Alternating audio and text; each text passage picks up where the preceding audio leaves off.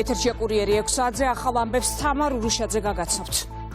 ევროპარლამენტში საქართველოს შესახებ დებატები დასრულებულია. მსჯელობა სტრასბურგში თითქმის 1 საათს გაგრძელდა. სიტყვით გამოსვლები ჰქონდათ ევროპარლამენტის სხვადასხვა პოლიტიკური ჯგუფის წარმომადგენლებს.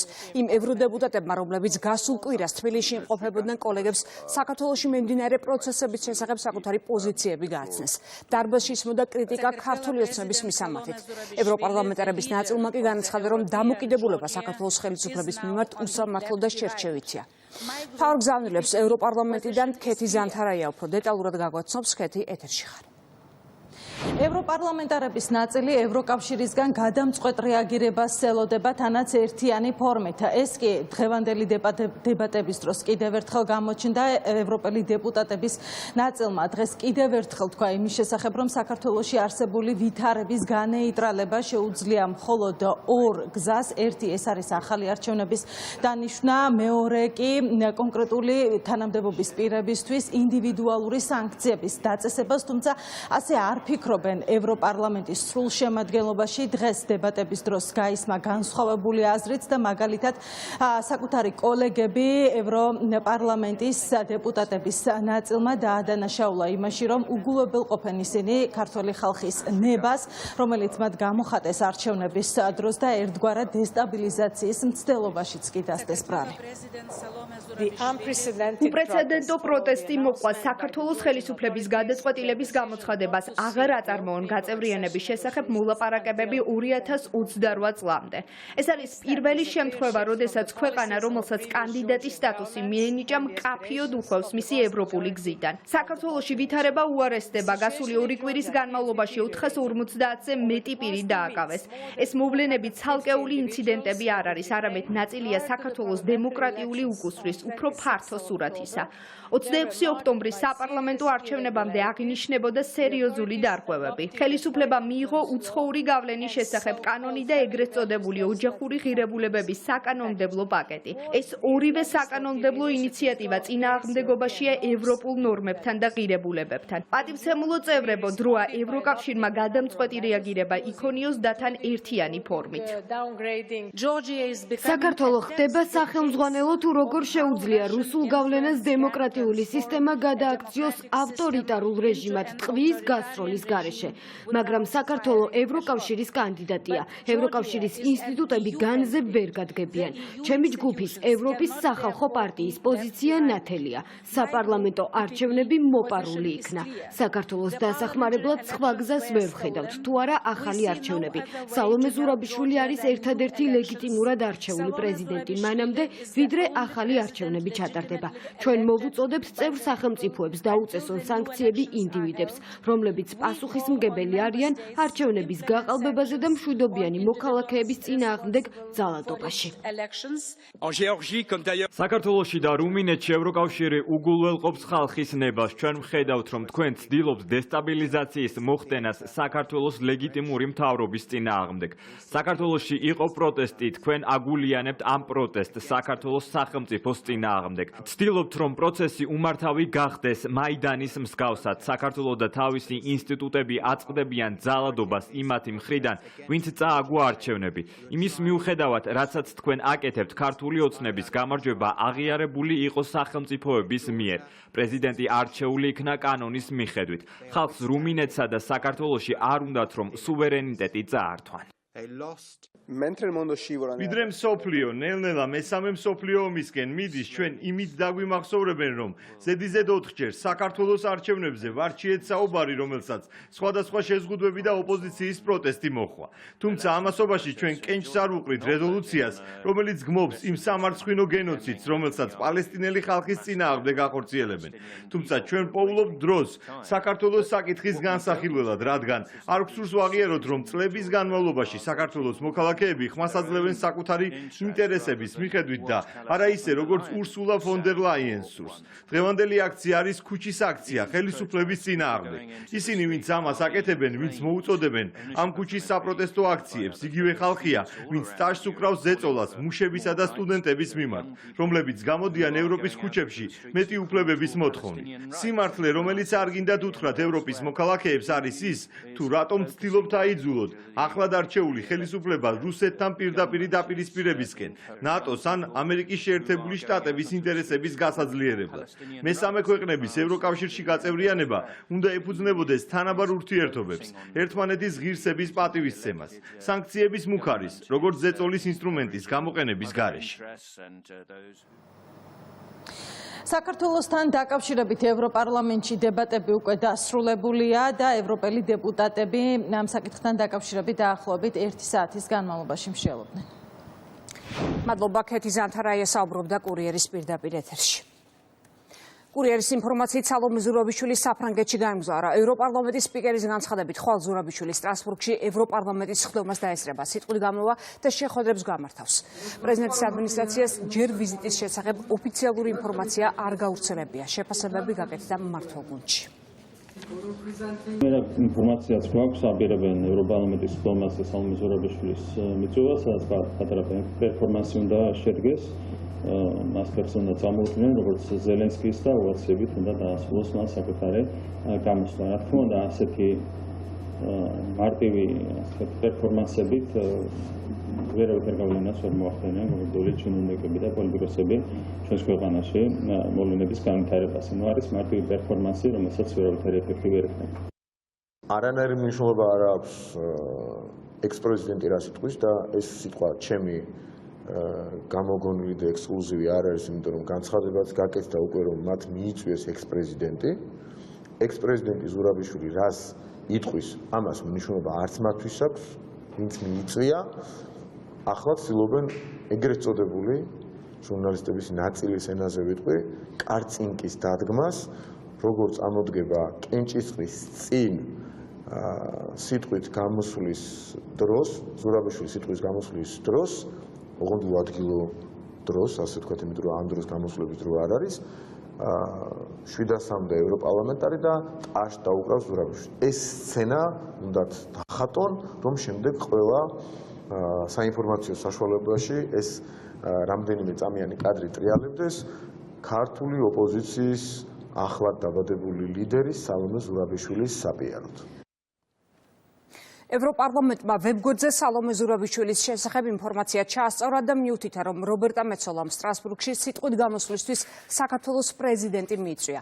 მანამდე კი ეწერა, რომ სალომე ზურაბიშვილი სტრასბურგში მიწვეულია როგორც ყოფილი პრეზიდენტი. უფრო ზუსტად ინფორმაციაში ნათქვამი იყო, რომ ევროპარლამენტის პრეზიდენტმა საქართველოს ყოფილი პრეზიდენტი მომავალ სესიაზე სიტყვით გამოსვლისთვის მიიწვია და განაცხადა, რომ დგას საქართველოსთან ერთად ევროპისკენ მიმავალ გზაზე, უარი კი ყოველთვის ღია დარჩება.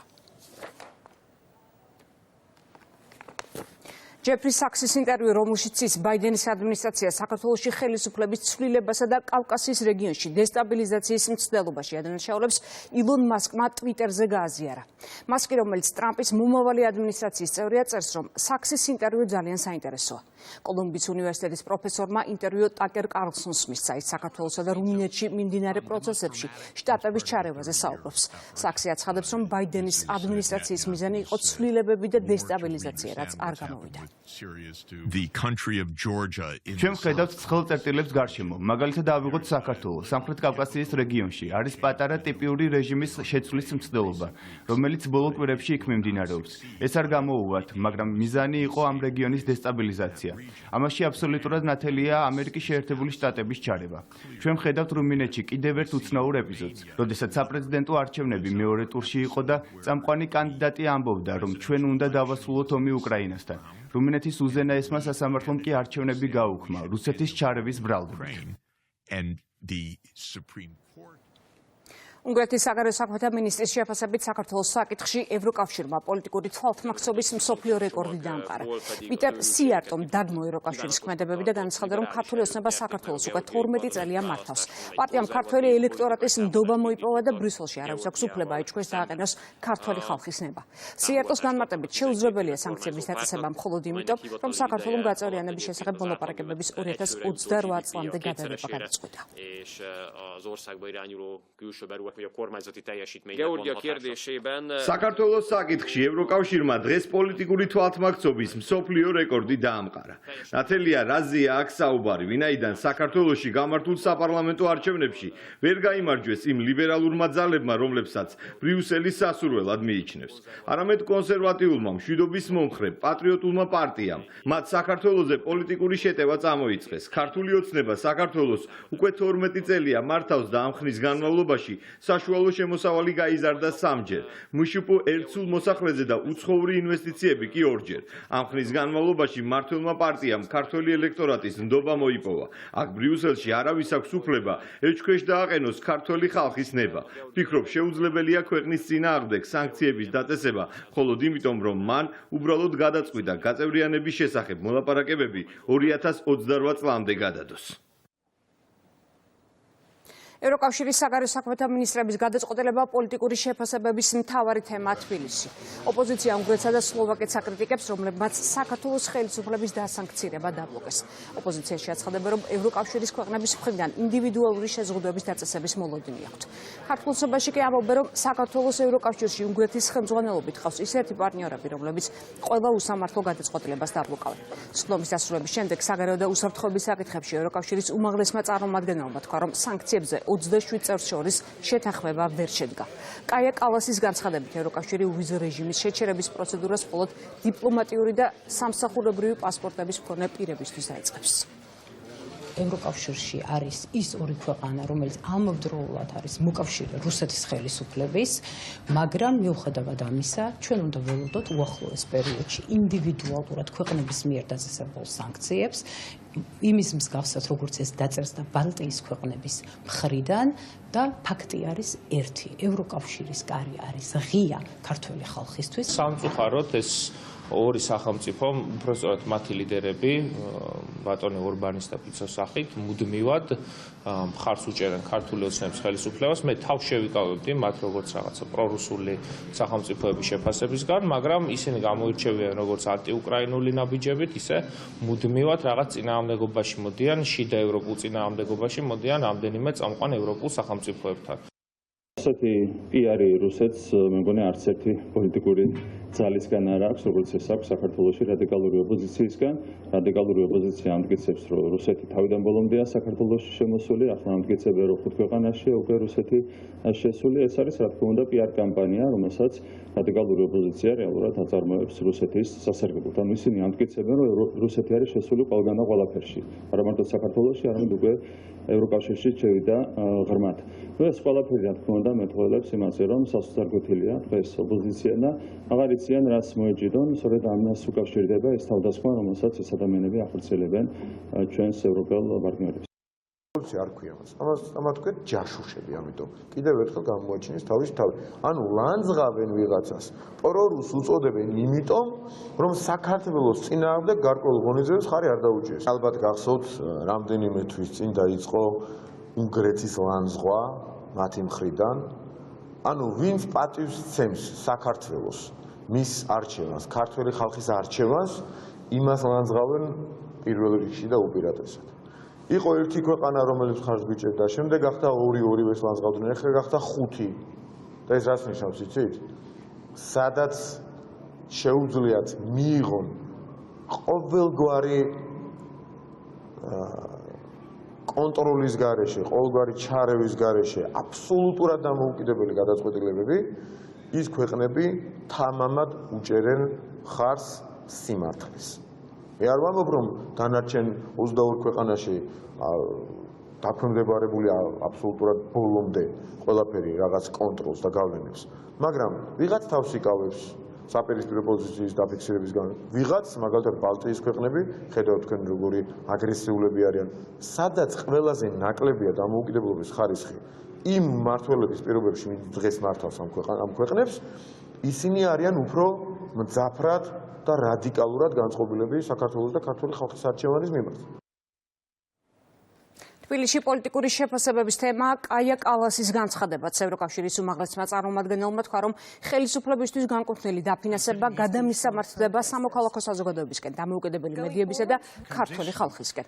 მართლ გუნდში აცხადებენ, რომ რეალურად უცხოეთიდან შემოსული ფული ხალხის ნაცვლად რადიკალურ ჯგუფებს მოხმარდება. ოპოზიცია კი გამჭვირვალობის კანონის მიღების შემდეგ მესამე სექტორისა და სამოქალაქო ჯგუფების გაძლიერების აუცილებლობაზე საუბრობს.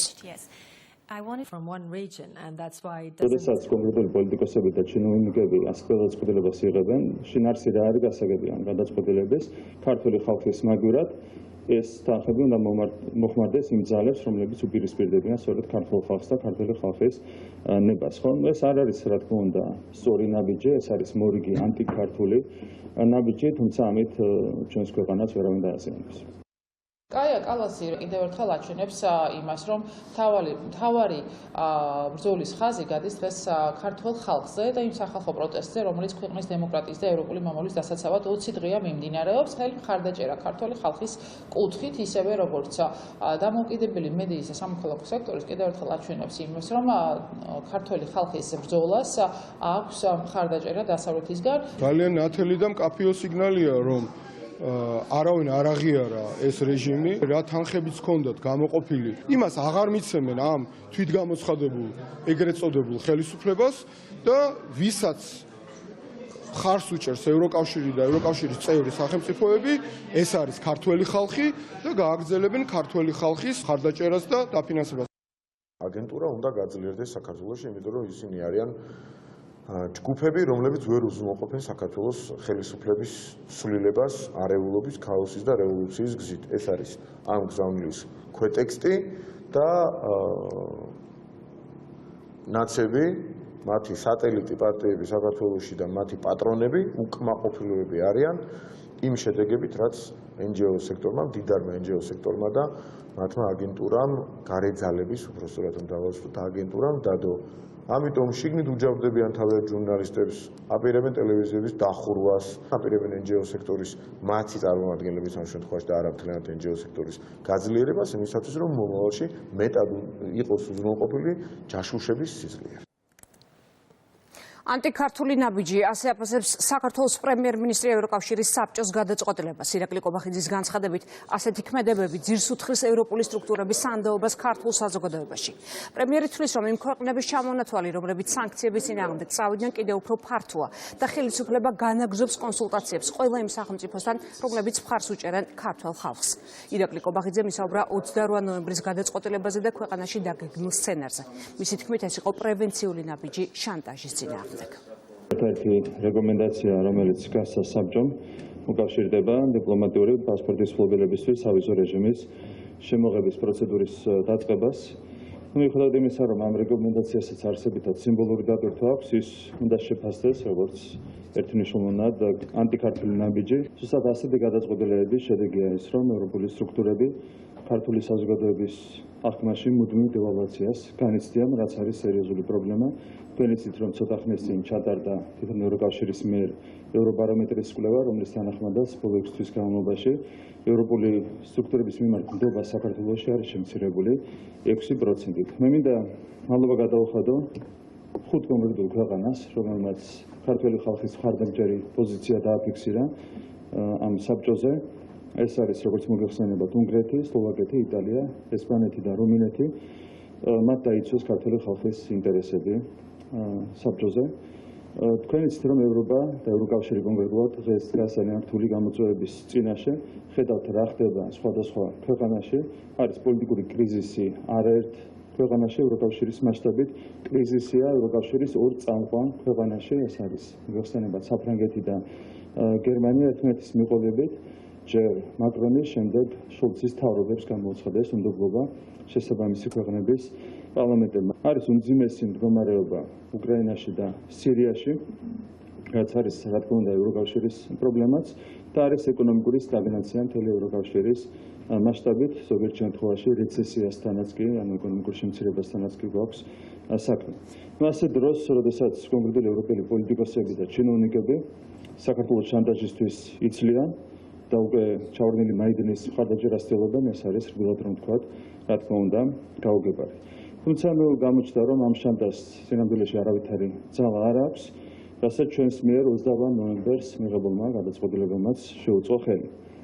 ჩვენ გვაქვს იმედი, რომ 20 იანვრიდან საბოლოოდ დასრულდება შანტაჟის ეს პრაქტიკა, კონკრეტული ევროპელი პოლიტიკოსების და ჩინოვნიკების მხრიდან, დასრულდება ხელისუფლებაში კოლექტიური ნაცმოძრაობის დაბრუნების მცდელობა, ამის ძალიან დიდი იმედი გვაქვს, ეს მცდელობა გრძელდება 3 წლის განმავლობაში, ეს შანტაჟი გრძელდება 3 წლის განმავლობაში და ეს შანტაჟი და ნაცმოძრაობის ხელისუფლებაში დაბრუნების მცდელობა 3 წლის თავზე აუცილებლად უნდა დასრულდეს. ეს არის მნიშვნელოვანი, მათ შორის იმისათვის, რომ აღდგეს ქართული საზოგადოების თვალში დაკარგული ნდობა ევროპული სტრუქტურების მიმართ. უმრავლესობის ლიდერმა დღეს კიდევ ერთხელ ისაუბრა ხელისუფლების 28 ნოემბრის გადაწყვეტილებაზე, ევროკავშირის საგარეო საქმეთა მინისტრების შეხვედრაზე და ოპოზიციის გეგმაზე. მამუკა მდინარაძე აცხადებს, რომ ოპოზიციას 16 დეკემბრისთვის ჰქონდა გეგმა, რომლის მხოლოდ ნაწილის შესრულება შეძლო. მისი თქმით, გუშინელი დღის ორი მთავარი თემა უნდა ყოფილიყო ვიზო მიმოსვლის შეჩერება და მოლაპარაკებების გახსნაზე უარი, რასაც საქართველოში მღელვარება უნდა გამოეწვია, თუმცა როგორც მამუკა მდინარაძე ამბობს, მმართველი გუნდის 28 ნოემბრის განცხადების შემდეგ მოლაპარაკებების თემა ევროკავშირის წარმომადგენლებს აღარ უხსენებიათ. ერთი წამით წარმოვიდგინოთ გუშინ კალასის პირველივე განცხადება, რომ მინისტრები, საგარეო საქმეთა მინისტრები ევროკავშირის ქვეყნების ისაუბრებენ საქართველოსთვის ვიზა ლიბერალიზაციის შეჩერებაზე. რომ არა 28 ნოემბრის განცხადება და რომ არა ის ინფორმაცია, რაც ქართულ საზოგადოებას 28 ნოემბრის შემდეგ მიეწოდა, რომ არა ის გადაწყვეტილება, წარმოიდგინეთ რა შეიძლება მომხდარიყო გუშინ. და ამას დაამატეთ ზემოდან ძალიან დიდი ძალისხმევის შედეგად დაალაგებული გეგმა მათი ოპოზიციის, აგენტურულ ოპოზიციის, რომელიც მოქმედებაში მოვიდა შეიძლება სანახევროდ, შეიძლება მეოთხედი და ასე შემდეგ. გადაზღვევა იყო იმდენად საჭირო, დროული, პრევენციული და დასწრებითი, ასე ვთქვათ, რომ ჩვენ დღეს აქ რომ წყნარად ვლაპარაკობ და ბარბაროყა დღეს ვულოცავთ ერთმანეთს, არის იმის დამსახურება გადაჭარბების გარეშე, რომ ჩვენ დავაზღვიეთ მაქსიმალურად ჩვენ პოლიტიკური სწორი გადაწყვეტილებით რისკები. გუშინდელ დღეს თუ დააკვირდით, საერთოდ სიტყვა აღარავის დაუძრავს მოლაპარაკების თემაზე. ახსენა ვინმე? სადმე გახსენდებათ, რომ მოლაპარაკების თემა ვინმეს ეხსენებინოს, გუშინდელი დღის ნარატივი უნდა ყოფილიყო ვიზა ლიბერალიზაციის შეჩერება, რაც პრაქტიკულად გამორიცხული იყო, მაგრამ ამაზე ეს იქნება პირველი ნაპერწკალი და დაანგრეული იყო ყველაფერი მათი გეგმის მიხედვით და მოლაპარაკების გახსნაზე უარის თქმა. ეს უნდა ყოფილიყო მეორე მთავარი ნარატივი, რაც მოაწყობდნენ და რაც მოახდენდნენ, ალბათ დღეს უკვე ხელისგულზე დღეს. პრემიერი საზოგადოებას დისკუსიას კიდევ ერთხელ სთავაზობს, საჯარო თუ არასაჯარო და ნებისმიერ ფორმატში შეთავაზება ძალაშია ყველა იმ გულშფელ ადამიანთან, ვისაც კითხვები აქვს. განცხადა დღეს ბრიფინგზე ირაკლი კობახიძე.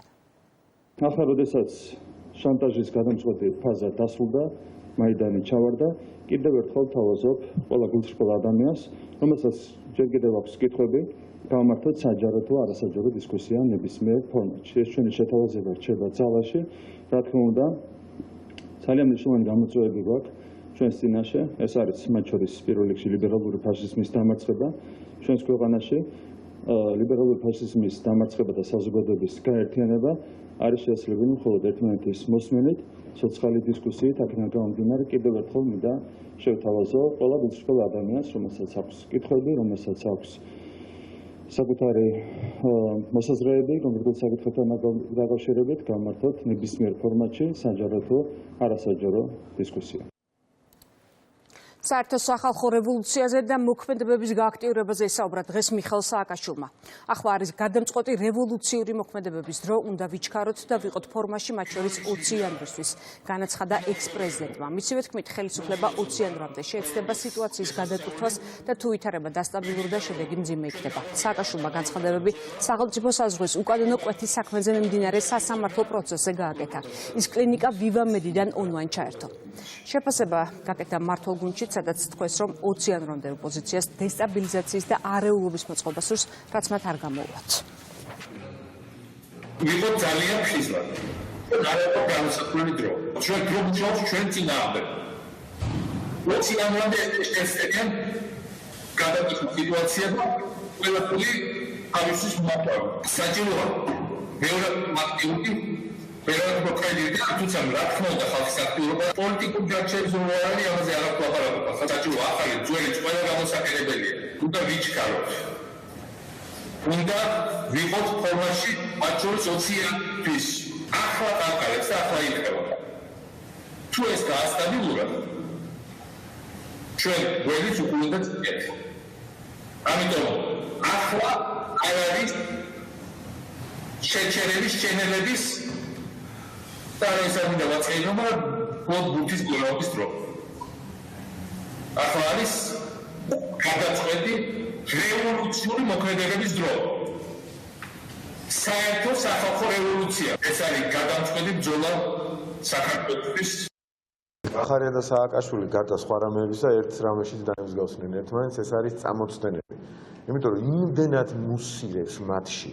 ეს 20 იანვარი რომ ტრამპის ინაუგურაციამდე იქნება რამენაირად მოასწრონ საქართველოს ხელისუფლების ცვლილება მეორე ფრონტისათვის ჯაშუშების მმართველობისათვის რომ ვერ იკავებენ თავს და ეს წამოწდენები შემთხვევითი არ არის იმიტომ რომ სულ რომ შენთვის შენ პარტიულ ჯაშუშურულ ოჯახში იმეორე 20-ამდე შემდეგ ეთერშიც გაგირბის სიტყვა ასე გაიქცა კახარიას რამდენიმე დღის წინ ასე გაიქცა როგორც აღმოჩნდა ახლა სააკაშვილს და 20 იანვარი არის ზღურბლი მათთვის თუ ამ ზღურს ქვეყანამ გადააბიჯა მათი შანსები პრაქტიკულად კვდება საქალაქო სასამართლოში ადმინისტრაციული წესი დაკავებულების პროცესები გრძელდება. დღეს გაიმართა აქტივისტის დავით გოგილაშვილის სასამართლო, რომელიც 30 ნოემბერს რუსთაველის გამზირზე დააკავეს.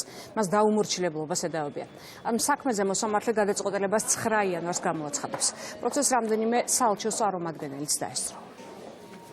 30 ნოემბერს ჩემი დაკავება მოხდა რუსთაველის მიმდებარე ტერიტორიაზე უკრაინკას ქუჩაზე, სადაც მე წინააღმდეგობა და არაფერი არ გამიწერა, სრულიად უსამართლოდ დამაკავეს და არც ვიცი იდეაში რა მოხდა, უსამართლოდ დაკავებულს კიდევ უსამართლოდ მომაყენეს ისეთი დაზიანებები, რომ ჩემი ავადმყოფოში გადაყვანა გახდა აუცილებელი. მივიღე ტვინის შერყევა, ცხვირი გამიტეხეს. რამდენიმე საპროტესტო აქცია მსვლელობა გაიმართა დღეს თბილისში. ტურიზმის და სარესტორნო სფეროს წარმომადგენლები დედაქალაქის სხვადასხვა წერტილში შეიკრიბნენ და პარლამენტის მიმართულებით დაიძინენ. შემდეგ მათი მსვლელობები გაერთიან და საკანონმდებლო ორგანოსთან ცოტა ხნით გადაიკეტა გზაც. მსვლელობა ჰქონდა სტუდენტების ნაწილსაც. აქციის მონაწილეების განცხადებით მოთხოვნები უცვლელია, ეს არის ახალი არჩევნები და დაკავებულების გათავისუფლება. დღეს კიდევ ერთხელ შევიკრიბეთ სტუმარმასპინძლობის სფერო, ტურიზმის სფერო, რომ ჩვენი ხმა თუ არ ისმის, კიდე მეტად გავაგონოთ მათ, ვინც არ აქვს მნიშვნელობა, რომელი პოლიტიკური ხარის მომხრე არის ნებისმიერი მოქალაქე. ეს არის დღევანდელი შეკრებილი ადამიანების მთავარი წუხილი, რომ გამოუშვან უკანონოდ დაპატიმრებული ყველა პატიმარი და ასევე დაუბრუნდეთ იმ საკონსტიტუციო ფორმატში, რომლისთვისაც ვიბრძოდით 90-იანი წლებიდან მოყოლებული. 20 დეკემბერს თბილისში ადვოკატებისა და იურისტების მსვლელობა იგეგმება. მმართველ გუნდში აცხადებენ, რომ აქციას ორგანიზებას ადვოკატი ქეთი ქვარცხავა უწევს, რომელიც წინა საარჩევნო პერიოდში პარტია ლელოს დამფუძნებლის ბადრი ჯაფარიძის საქმეში იყო ჩართული, როდესაც ანტიკორუფციული ბიურო ჯაფარიძის პარტიის დაფინანსებასთან დაკავშირებული თანხების წარმომავლობაზე ედავებოდა. ქეთი ქვარცხავა ადასტურებს, რომ ის ბადრი ჯაფარიძის იურისტია, თუმცა აცხადებს, რომ არ არის დაგეგმილი აქციის ორგანიზატორი და ის მხოლოდ პროტესტის მონაწილეა. ბადრი ჯაფარიძის იურისტი ნამდვილად ვარ, დღესაც ვარ ბადრი ჯაფარიძისაც, ასევე ბევრი სხვა კლიენტის, მაგრამ ამას აქციებთან არათანაირი კავშირი არ აქვს. აქციაზე ვიყავი სულ 3 დღე, საინტერესოდ სამწუხაროდ ვერ მოვიცალე, უფრო ხშირად მოსულიყავი. ადვოკატების აქციას რაც შეეხება ადვოკატების პროტესტს, ეს იყო ციფას და სხვა ადვოკატების ორგანიზებითაც არა, მოწოდებით მხოლოდ. თუ მოწოდებას რამე თქვათ, უარყოფით კონტექსტად აღიქვათ და ადამიანს უკვე აღარ აქვს ამ ქვეყანაში სიტყვის საგამოხატვის თავისუფლება, კი ბატონო. ერთი სხვი საუბარი აქვს ხოლმე გულწრფელ პროტესტზე, გულწრფელობაზე და დამოუკიდებლობაზე და მე აღმოვაჩენთ ხოლმე რომ ან არიან პოლიტიკური პარტიის აქტივი პირდაპირ, ან რაღაც სხვა პოლიტიკური ინტერესები აქვს და არც ეს არის ახალი, წინა საარჩევნოდ ჩვენ არაერთი მოკვლევა ჩავატარეთ და საზოგადოებასაც ვაცნობეთ, რომ მაგალითად სადამკვირვებლო ორგანიზაციების ნახევარზე მეტი პირდაპირ იყო დაკავშირებული პოლიტიკურ პარტიებთან, ან იყვნენ მათი ხელმძღვანელი რგოლის ნაწილი, ან ფინანსურ შემოწირულობას ახდენდნენ პოლიტიკურ პარტიებისადმი. ამიტომ აქ გასაკვირი არაფერი არ არის. სწორედ ამაზე გვაქვს საუბარი, რომ ხშირად საზოგადოება შეცდომაში შეყავთ, რომ ვითომ ნამდვილად რაიმე გულწრფელი პროტესტია, რა თქმა უნდა, ასე არ არის. ეს ყველაფერი არის ეგრეთ წოდებული პერფორმანსები. სინამდვილეში ეს არის რადიკალური ოპოზიციის აქციები. თქვენ ხედავთ, რომ ზოგიერთ შემთხვევაში ერთი და იგივე ადამიანებს ატარებენ სხვადასხვა პროფესიული ნიშნით გამართულ აქციებზე და ასეთი ფაქტები, რა თქმა უნდა, მხოლოდ დამატებითი დასტურია იმისა, რომ ასეთი პერფორმანსები არის თავიდან ბოლომდე პარტიულად მართული. ხო, ეს არ არის ახალი ხილი. ზუსტად იგივე სცენარი ვითარდებოდა უკრაინული მაიდინის დროს და სხვა რევოლუციური პროცესების დროს. ეს არის ერთგვარი შაბლონები, რომლებითაც მუშაობენ კონკრეტული გარეძალები და ამ შემთხვევაში ეს შაბლონი მიცეს ქართულ რადიკალურ ოპოზიციას, თუმცა იმდენად გაცვეთილია ყველა ეს ინსტრუმენტი, რომ შეუძლებელია რაიმე ეფექტი ამ ყველაფერმა იქონოს. საქართველოს მორიგი გამარჯვება სტრასბურგის სასამართლოში. იუსტიციის სამინისტროს ინფორმაციით სტრასბურგმა საქმეზე ტაგანოვა და სხვები საქართველოსა და რუსეთის წინააღმდეგ გადაწყვეტილება გამოაქვეყნა, რომლის მიხედვითაც ოკუპირებული აფხაზეთის ტერიტორიაზე საკუთრების უფლების დარღვევის ფაქტებზე სრული პასუხისმგებლობა რუსეთს დააკისრა. ამ თემაზე დღეს იუსტიციის მინისტრმა ბრიფინგი გამართა. ანდრი ოხანაშვილის განცხადებით, სტრასბურგის სასამართლომ ხაზი გაუსვა, რომ აფხაზეთი არის საქართველოს ნაწილი და ოკუპირებულ ტერიტორიებზე ადამიანის უფლებათა დარღვევებზე პასუხისმგებლობა რუსეთს ეკისრება. საქართველოს ხელისუფლებამ სტრასბურგის სასამართლოში მორიგი გამარჯვება მოიპოვა, რომლითაც კიდევ ერთხელ დადასტურდა საქართველოს ტერიტორიული მთლიანობა.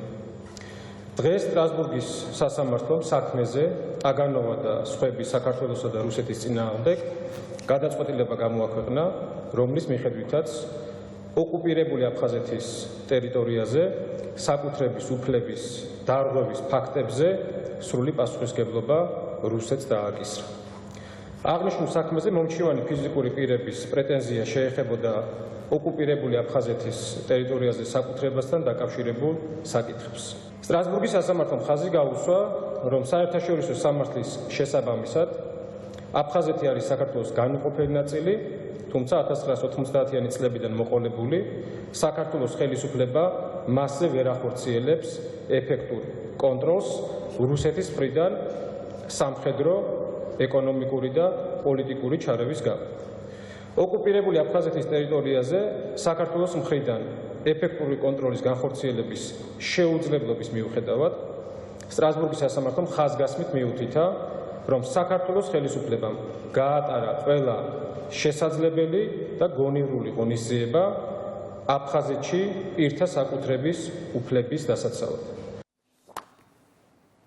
საქართველოს საგარეო საქმეთა მინისტრი ჩინეთის ელჩს შეხვდა. უწყების ინფორმაციით ჭოუციენმა მაკაბოჭორიშვილს თანამდებობაზე დანიშნა მიულოცა და წარმატებები უსურვა. მხარეებმა განიხილეს ორმხრივი და მრავალმხრივი თანამშრომლობის ფართო სპექტრი. ხაზი გაესვა საქართველოს ჩინეთს შორის სტრატეგიულ პარტნიორობას. ჭოუციენმა კიდევ ერთხელ დაადასტურა ჩინეთის მხარდაჭერა საქართველოს მიმართ. ფულის გათეთრების აღკვეთის ინდექსით საქართველოს პოზიცია მსოფლიოში 11 ადგილით გაუმჯობესდა.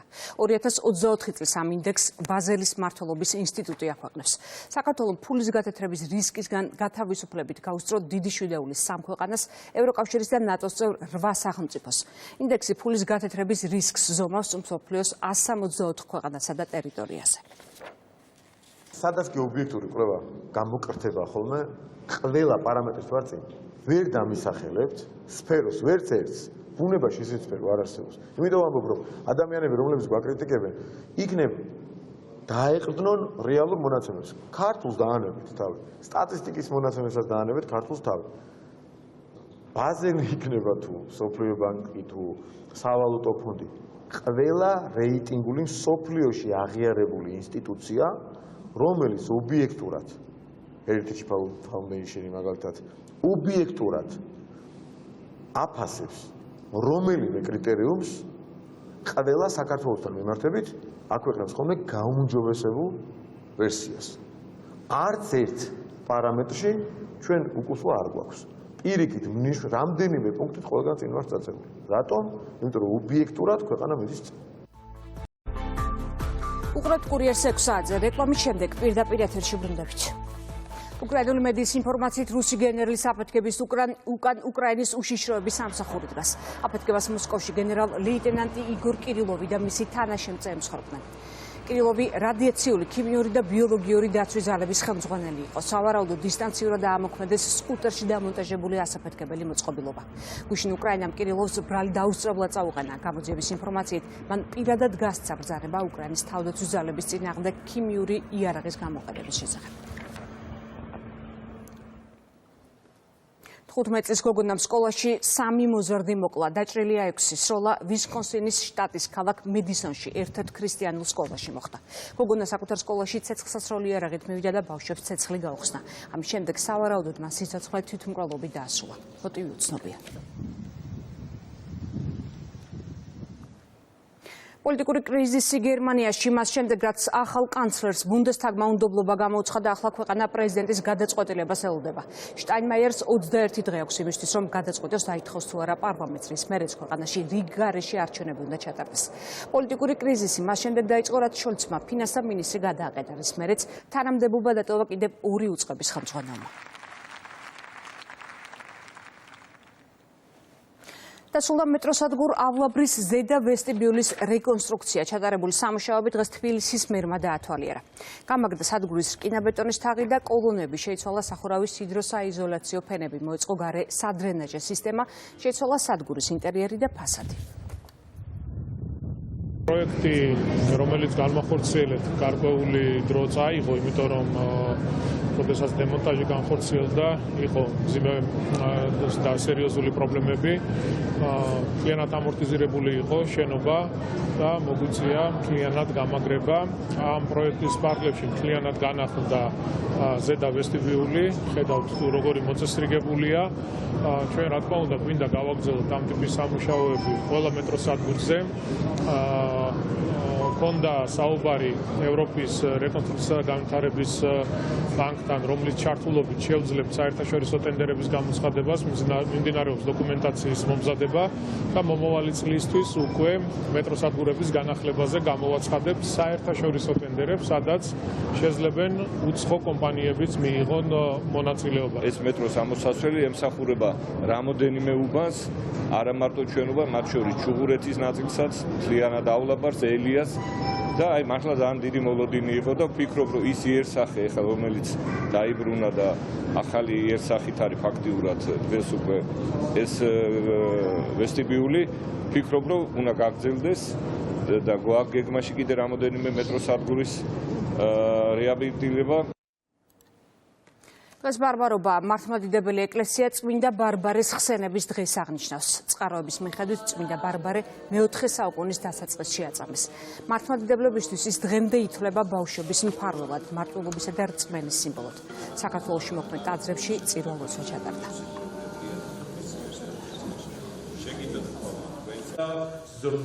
დღევანდელი დღე ყველას ძალიან უყვარს. და დღეს განსაკუთრებულად შევევედრეთ უფალს, რომ მოგცეს ერთმანეთის სიყვარული, მიმღებლობა, მოსმენის, მოთმენის და ურთიერთობის გაღვივების უნარი. ვინაიდან თუ არა ღმერთი, თუ არა წმინდანები ძალიან გვიჭირს ჩვენ ერთმანეთთან ურთიერთობის დათბობა. მერთმაინებოს, რომ მშვიდობიანი მარხვა ყოფილიყოს და ეს შობის დიდი დღესასწაული, რომელიც გვიახლოვდება, მშვიდობით გვეზე იმოს. ეს იყო ბოლო ინფორმაცია, მე ამით გემშვიდობებით, თქვენ კი დღის სხვა სიახლეებს გაიცანით ჩვენ ვებგვერდზე. რუსთავი 2.j. დროებით.